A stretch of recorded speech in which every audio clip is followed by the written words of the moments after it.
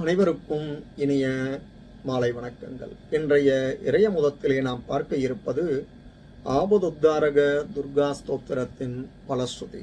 வாருங்கள்.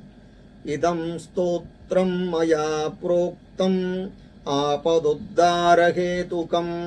த்ரிசந்தியம் ஏகசந்தியம் வா படனாத் கோரசங்கடாத் முச்யதே நாத்ர சந்தேஹோ புவி ஸ்வர்கே ரசாதலே சர்வம் வா ஸ்லோகமேகம் வா எப்படேத் பக்திமான் சதா சசர்வம் துஷ்கிருதம் த்யக்த்வா ப்ராப்னோதி பரமம் பதம் படநாதஸ்ய தேவேஷி கிம் ந சித்யதி பூதலே ஸ்தவராஜமிதம் தேவி சம்க்ஷேபாத் கதிதம் மயா.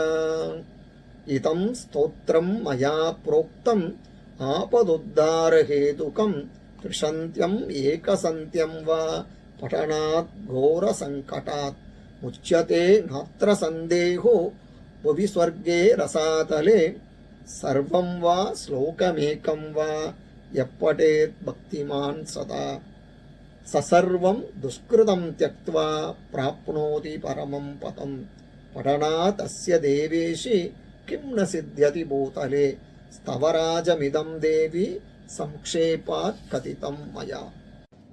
இதன் பொருள், சிவபெருமானால் உமாதேவிக்கு உபதேசிக்கப்பட்ட ஸ்தோத்திரங்களின் அரசியாக திகழும் துர்கா ஆபதுத்தாரக ஸ்தோத்திரத்தை எவனோ ஒருவன் பாராயணம் செய்கிறானோ அவன் ஆபத்திலிருந்து காக்கப்படுகிறான்.